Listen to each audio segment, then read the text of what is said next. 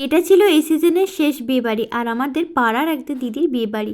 তো আমাদের মেয়েদের বিয়েতে মাংস হয় না, কেন হয় না? শীতলা পুজো হয় বলে। কী বৃত্তান্ত পরে একদিন ভ্লগে জানাবো। মেনুতে ছিল কড়াইশুঁটির কচুরি, আলুর দম, কাশ্মীরি আলুর দম, আর ভালোই ছিল টেস্ট খেতে। আর তারপরে চলে এলো ভেজিটেবল চপ, আর স্টার্টারে আমি পকোড়া, ফুচকা এসব খেয়েছি।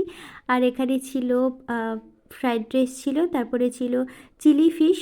তো তারপরে সাদা ভাত চলে এলো, যেহেতু চিকেন হয় না, সব কিছুই মাছের উপরেই থাকবে। এখানে ছিল বুগের ডাল, চিংড়ি, মাশরুম দিয়ে একটা তরকারি। মোটামুটি ভালোই ছিল, আর প্রত্যেকটা রান্না কিন্তু খুব রিচ হয়েছিল, লাইট কিছু নেই। এখানে ছিল পমফ্রেট কারি, মাছটা ভীষণই ভালো খেতে ছিল। তারপরে কাতলা কালিয়া, আমি মাছটা খাইনি, কাতলা মাছ, তাই বৌদির প্লেটটা দেখিয়ে দিলাম। আর এখানে ছিল আমের চাটনি। আর আজকে আমি কিন্তু একটা রসগোল্লাও খেয়েছি, অরেঞ্জ রসগোল্লা, ভালো ছিল খেতে।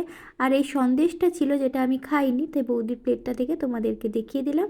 আর ছিল মুগ সিদ্ধি, আইসক্রিম।